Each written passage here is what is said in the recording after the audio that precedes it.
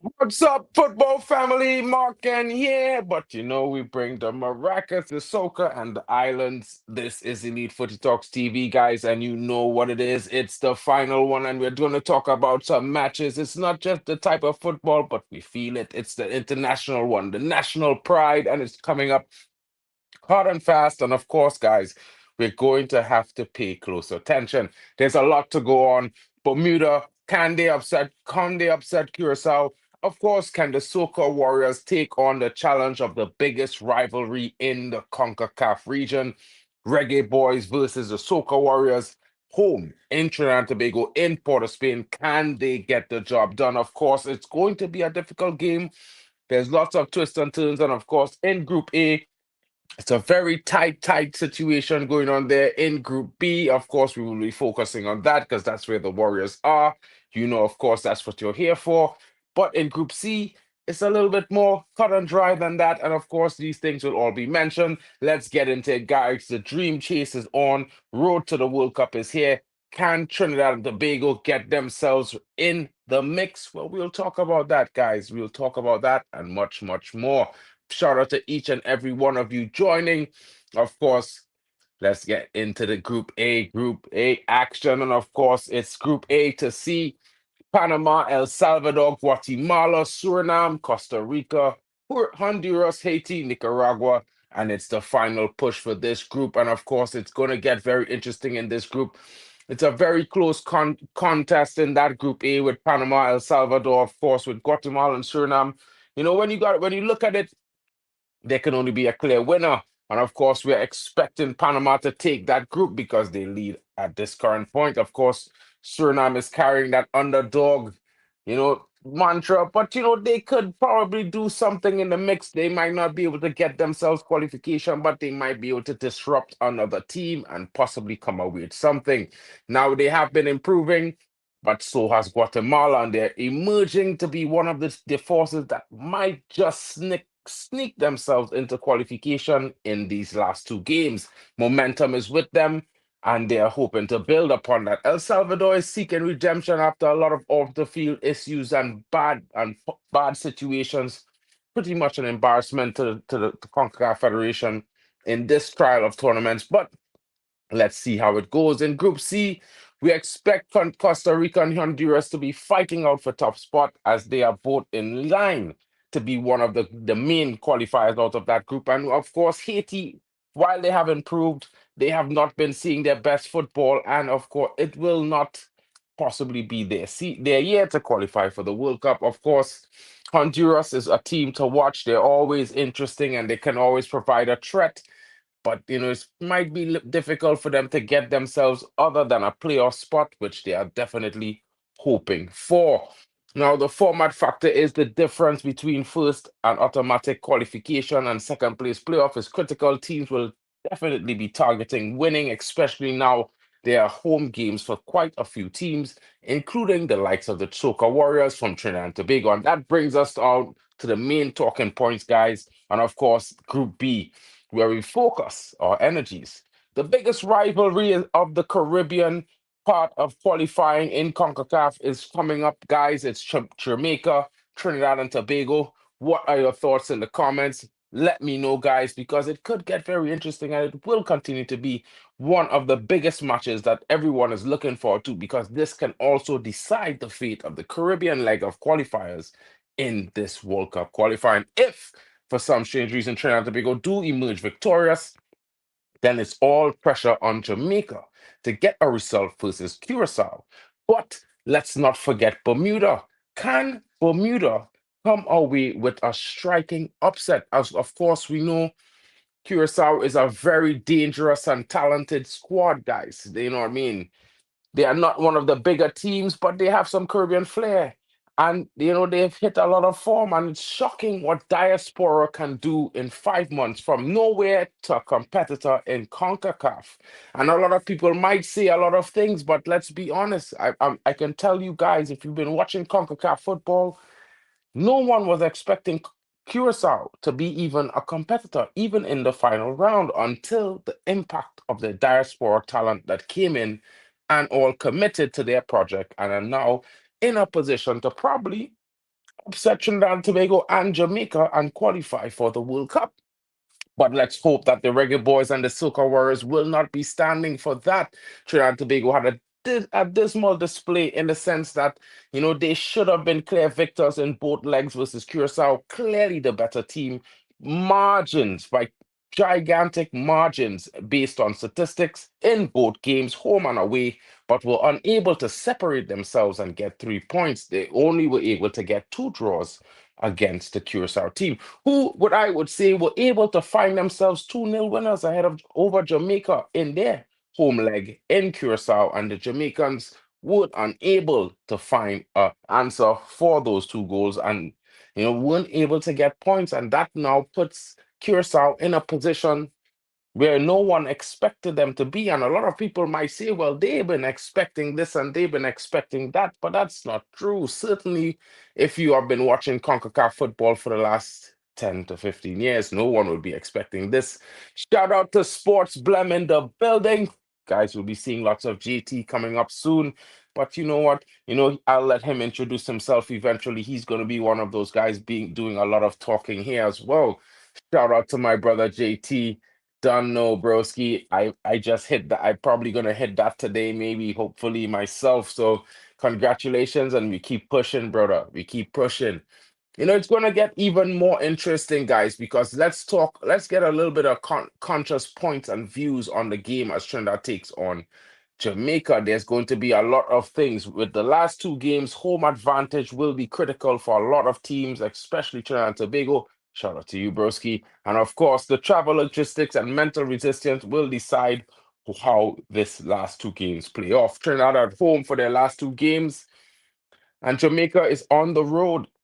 They're going to be facing the likes of Trinidad in Port of Spain, and then they will be at home for their game against Curacao. Of course, we would not like the situation to be this way. Being a fan of Caribbean football, you would want Jamaica and Trinidad and Tobago to qualify, but now we're pit against each other in such a fashion because of, results that didn't go our way. And now it's going to be interesting. Big up to you, my brother, 100%. Thank you, my bro. You know how it goes, and I'm just looking at it from this perspective that there's a lot of football to be played. The Trinidad and Tobago Soca Warrior teams are very hungry. And yes, we cannot afford any errors, but this draw versus Curacao, which stung us, can be a motivating factor to get us over the line against Jamaica. And a lot of people might be thinking that I'm a bit delusional. Jamaica is the strongest team currently right now in this group. They have the best squad depth, and they have the most likelihood of winning this group.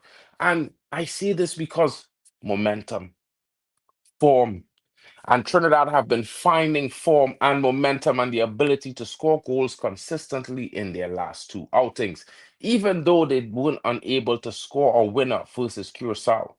We did win against Bermuda 3-0. And I think that shows that this team is improving. And not only that, the way they're playing is also improving and expanding. And when we focus on these things and you look at the Trinidad team, it's something that you can look at and think about. Listen, this team can be dangerous. This team can go somewhere. And this is what we are looking for. And when you consider all of these things, guys, it makes it very, very an interesting matchup. It's not going to be cut and dry where Jamaica walks in and does the business. And of course, Trinidad and Tobago did lose on September 9th to Jamaica in Jamaica. But going into the office is always a difficult approach for any team in CONCACAF. So it's not something that a young Trinidad team who was just fresh off of becoming a unit 3 months prior under a new manager to walk in there and expect to get a victory. And of course, we had a lot of potential in the squad. The squad had shown some possibilities and some strong, given a lot of fans some hope, especially like myself. And when you look at this and you think about it from a perspective of any football fan, you can clearly see where Trinidad is now from where we were at the Gold Cup in the summer. The Gold Cup, I mean in the Unity Cup in the summer. It's two different, strikingly different teams under the same manager, but this shows clear development and progression, quality and chemistry. And guys, when I say these things, I'm not saying it just because I'm a Trini, but I'm saying it because this is what we're seeing. This is the performance of a team and a manager that's starting to find their line and length as a cricket term would be used, but it's the one thing I could say. And I'm telling you guys, the Jamaica team is going to have to take themselves to another level if they expect to get 3 points against this Trinidad team in Port of Spain come the next couple of weeks. It's going to be difficult. And my boy Jason Brown is saying Jamaica will come defensive minded. They will park the bus. My prediction 1-0 Trinidad and Tobago. Shout out to Jason Brown in the building. I mean, I can't say I disagree with you, but I think for some strange reason that Jamaica is going to come out and try to get the points. They're going to want to settle the game down. I'm not saying they're going to come at Trinidad for the whole 90 minutes, but I think they're going to try to come out and get a goal and then sit back. However, as Prince Hood is saying here, York has raised the level higher. And I think that this is where the Jamaicans are going to face their biggest test. Because if Trinidad and Tobago, who are shown in every single game of the last 4 games we have played to be a team that is very likely to score in the first 10 minutes of play, if Trinidad and Tobago were to get themselves into a lead in Port of Spain, I think it could be a very difficult night for the Jamaican Reggae Boys and possibly a night to remember for the Soca Warriors and those fans live in the National Stadium at that point. Jamaica is going to be a very difficult test, and a lot of people may not have faith in McLaren, but their squad is starting to have faith in their manager. They are starting to find chemistry, and of course, it doesn't look perfect sometimes, but sometimes when it comes together, guys, it could be brilliant. And we cannot sleep on that. The Trinidad and Tobago team must not get complacent. They must not think about any troubles of the Jamaican team. They must go out there, be physical, be clinical, and play their game the way it must be played. They must find an opening and they must exploit it against Jamaica.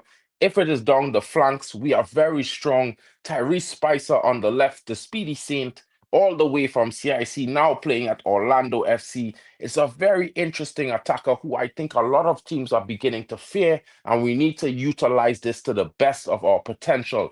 Dante Seeley, my brethren, I will say to you this, broski, your talent. Certainly a very interesting player. You can be a game changer, you can be a game decider, but you need to get your mentality in check, my boy, because that's what Dick Advocat used against you. Curacao got you out of a game twice in two out of the first half, both games, home and away, and that's because they focused on your mental. They attacked you mentally in the game, got you unsettled, and then you weren't able to be at your best. You need to learn to deal with that, my guy, and I'm hoping that you can, because if you can, it will provide a better balance in attack for Trinidad in second half of the game, and of course, definitely will be interesting. Real Gil Son is back playing in TT Pro League. Opinion disappointed. You know what I mean? But I think he was not getting enough sufficient game time where he was previously. I think back in the TNT Pro League, he can get more game time. And what I would say is, guys, that he needs more game time. He has come into games, he hasn't really gotten enough minutes, in my opinion, from Dwight York. But I still think that's based on the fact that he's not match fit, and he still has a lot to learn. And a lot of our players they lack discipline. You know what I mean? When they are not getting their way, they tend to think that someone is just against them, and it's not that. Maybe they need to improve something, or they need to dig a little deeper or work a little harder. So I'll have to criticize Real Gil there a little bit. I do have a lot of hopes for Real Gil.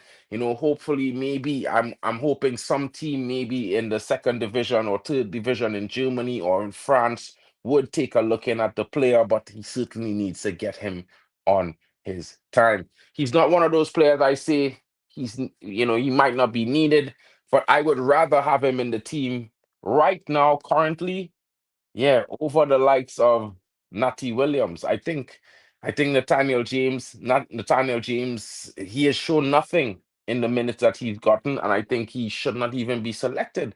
I'm hoping that he gets dropped for this round of qualifiers and we pick someone else because, yeah, he's been poor to watch. Not at all, any kind of anything. I would have rather seen Real Gil come into those games in those moments. People might disagree with me, but yeah, I would have rather seen Real Gil in those moments. What I will say to everyone is that I'm hoping Malik Khan gets a nod to start in the middle of the park versus the Jamaican team. I think Malik Khan has a lot to offer Trinidad and Tobago, not only going forward, but with his tenacious ability and his runs off the ball. I think Malik Khan can be that almost that Russell Latapi type player that we have been missing in the middle of our park to knit that attack and defense together, and of course help us progress the ball further. Of course, Malik is now coming into the setup once again. He's only played his our first. He had a start this against Bermuda, I believe it was. He had some minutes he had a start against Curacao as well. I think his minutes against Curacao was very good. Unlucky not to have a goal in that game or an assist, but I think it shows that he is on the mark and he will be providing more for Trinidad and Tobago going forward. And I hope to see more of him. It's going to be interesting to see if Dwight York thinks the same way. Princeton says, yeah, Malik does more than Yates. Since starting, I know Yates is not my boy, bro. You know what I mean? I don't even know why Yates is in this team. This guy is shite. He is the worst thing I've seen in a Trinidad and Tobago midfield since I've seen another guy play up front. But he's done well up front for the player that he is. And he's played in the Prem. He's done well in the Prem. But I would say he would have been a better central defensive midfielder in his career. But I guess it is what it is. But Stefan Yates is one of those things I think. Yeah, I don't know why he's there, but hopefully, maybe York and the TTFA might have looked into Rory McAllister because I think he can do something for us, guys. People might be mad at me for saying this because he's Scottish, but I think a guy of his ilk is clinical. A guy of his ilk has quality, and he may not be sensational, but some experience in the middle of the park for moments and difficult games might just be what we need in some moments. And maybe Trinidad and Tobago looks at Rory McAllister and say, let's give him a try. Let's see what he can do. And maybe it works. But definitely there's a lot of interesting talent coming to the team. I'm hoping to see the likes of Dante Gilbert, find his way back into the setup. That's going to be an interesting one as he's now, getting himself restarted back into professional football career. I believe it's in Switzerland. I think it's in Switzerland or Hungary or something like that. But yeah, it gets interesting, as more and more players get themselves available. My brother himself has started playing in the UPSL League. So this season, but he might be back on his way to Europe because there are some German clubs that are sniffing around. So let's see where that goes. But right now, the more important topics are the current crop of Trinidad and Tobago Soca Warriors, including Darren Payne, and the likes of Darren Payne, interestingly enough, having a really good performance since joining the Warriors, not just since joining the Warriors, but overall in his campaign for Volendam. He's been very, very good, having some good matches, being, almost man of the match in the last two games with terms of his statistical ratings in comparison to who actually was given the man of the match. But what I can say to you guys is our Warriors have been performing, not only to mention him, but to mention the likes of Rio Cardenas, who has been finding more and more game time for his team, Crystal Palace, not just in the Premier League, but also in Europe this season and in their cup competitions, coming on and playing in moments. It's not just a game in the Community Shield now for Rio. Rio is starting to get some critical minutes. He's starting to be used more regularly by Glasner, and that shows the quality of that youngster. And you never know, guys. Rio might be making a step forward into a more attacking role for Trinidad and Tobago because he does come into a right midfield role or a right wing role for Crystal Palace in moments, as well as that defensive role that we've seen him in. So it's going to get more and more interesting to see. This might sound controversial, but Rian Moore and Dante Gilbert should be back in the team. Well, the thing is with Rian Moore is that I don't know why he's not in the team, guys. It's something that I've been wondering. Why didn't he get selected? But at the same time, yeah, it is what it is with Riyad Moore. But Dante Gilbert has not been in the team, and that's not because of selection, not because of his personal decision. And we can only respect Dante Gilbert's personal decision. He should be back in the team, and of course, I expect him to be back in the team, and as soon as he makes himself available for selection. He has been called up each and every time, but he's been trying to secure himself and his footballing career as well. So you have to give him that time for that. Trini Star is saying we have to go all out. 100%. And I think it's going to be down the wings. And of course, we can talk about Levi Garcia, who is certainly having a run of form for his last 10 games in the Russian Premier League. And I can tell you that it's shocking that it has not really converted into form for the Soca Warriors. But last weekend, he had another goal for his team, and maybe it might now culminate into this final round qualifiers where the last two games where we need him the most, he might just explode and score quite a few goals. It will be interesting to see what's happening, but what I can tell you guys is it's very, very, very interesting and heartwarming, to say the least, about the improvement that the Trinidad and Tobago team has made so far under Dwight York. The team is starting to show very much clinical and dangerous ability in front of goal, and I am expecting them to fight to get 6 points. I know it's a tough ask, but I expect them to do this. We Trinis, we usually leave it late. You know what I mean? But sometimes you got to scrape the plate, and that's how we got to do it this round, son. Maybe that's how it might have to go for Trinidad and Tobago. The most difficult time, but we just managed to show up in that moment and get the job done. And well, anyone could say something differently, and anyone could say it should be a better run. We should have won here and we should have won there. But currently, this is where we are at, and this is how we need to go.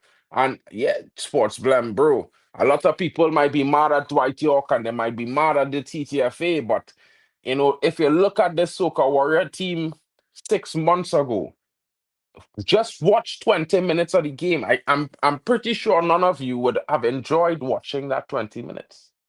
But in the last 7 games, you sit down and watch the Warriors and you saying to yourself, we could win. We look good. And not only that, but we've been playing well. You know what I mean? Yeah, bro, sometimes, it doesn't go how it is go. You know what I mean? I would say I wish he had gotten the job since last year. But it's shocking that Dwight York has only been here 6 months or 8 months, something like that. He's only been here a short while. And the team has shown drastic improvements, and I wish he got the job earlier. And yeah, I've been saying this for a long time. I don't know if many more Trinidadians will support this, but I definitely think Dwight York needs a 10-year contract. And if you don't want to give him 10, let me just give him 5. Because I think definitely in the next 5 years, if we have him at the helm, and with certain other things that are coming into the fore in Trinidad and Tobago football, like the emergence of the new Dortmund BVB Academy, Caribbean, that has been, built in Tobago, I think Trinidad and Tobago's grassroots is going to see exponential improvement in the next 4 years. Not only that, but we have lots of talent all over Europe. There's a hotbed right now in English football in the various levels of that pyramid, but there are also a lot of young talent throughout Europe and Germany as well, Belgium and France. And these talented youngsters are between the ages of 16 to 20 years old.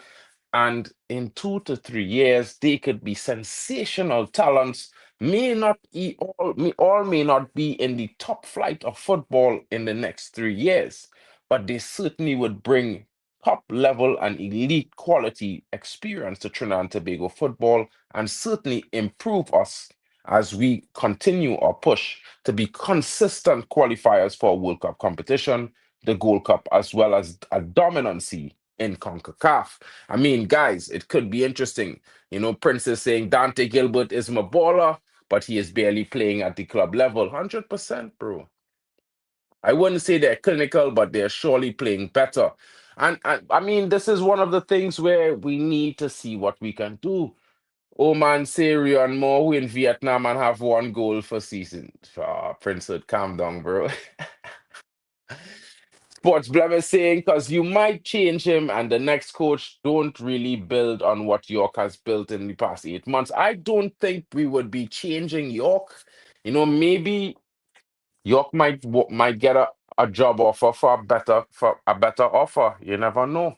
You know what I'm saying? There are clubs in the Premier League looking for managers, and if you see what York has done with Trinidad, you're telling yourself as a manager in a club, maybe even at championship level in England, that this guy could do something. I'm telling you, because we don't have, you know what I mean? We don't have the same level of academy level progression as in England. So if a club at that high level has the facilitation, right, you could certainly have a better scene going on. You know what I mean?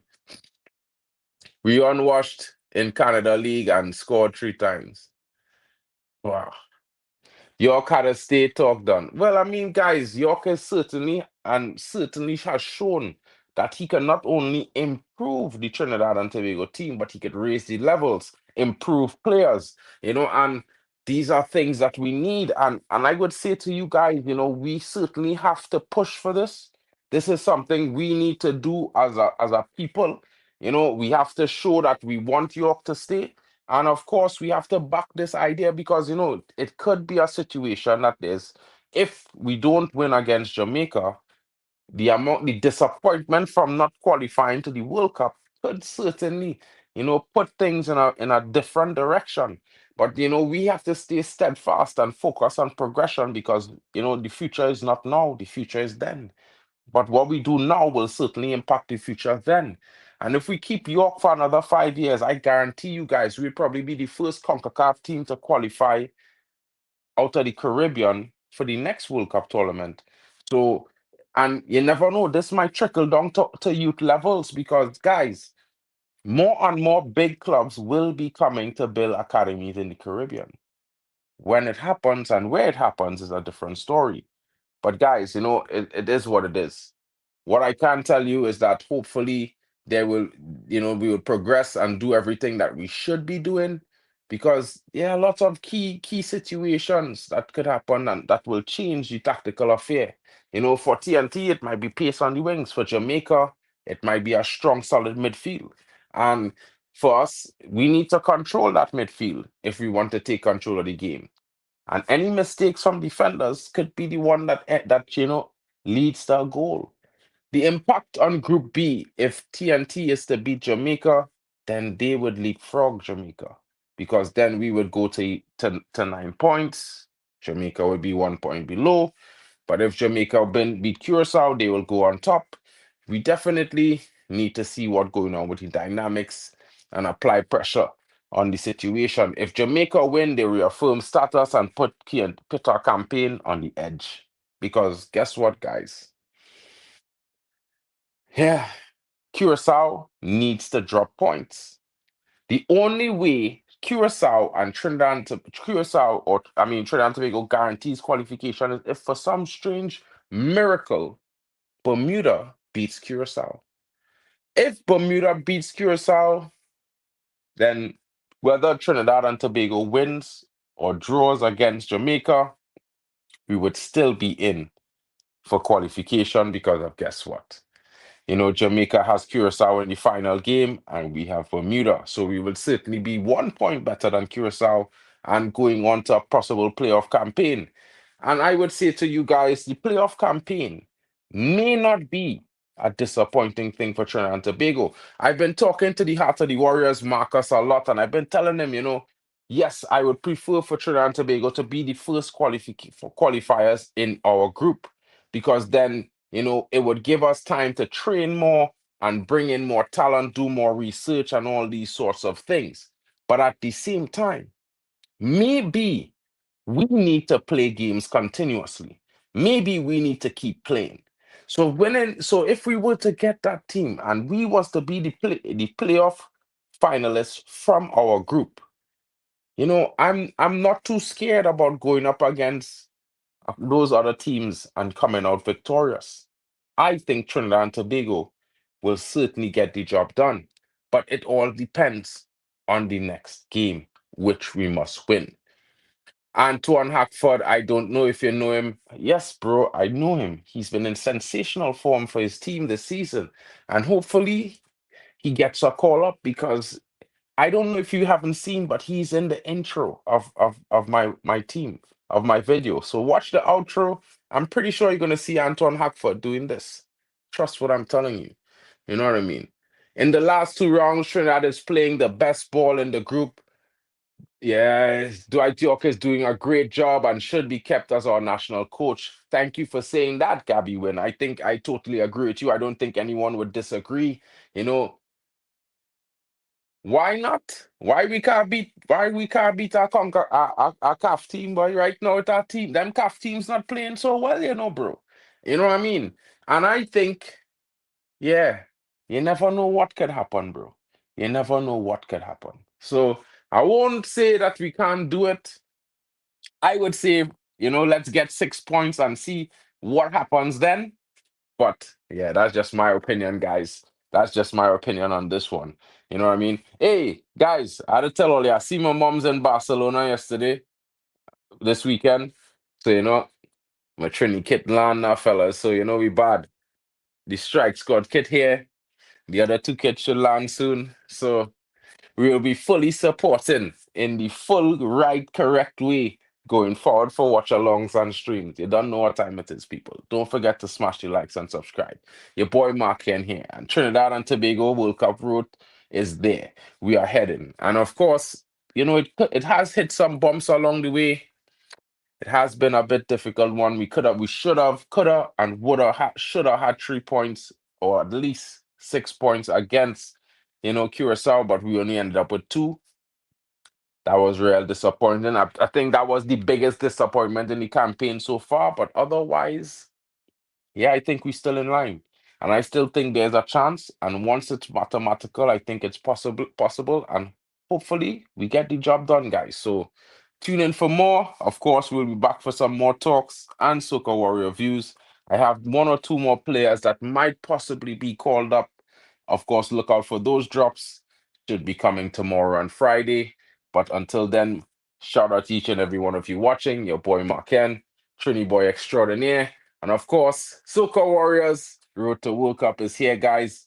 Stay tuned and ride this journey with us as we go on, looking for our second berth in the World Cup 2026.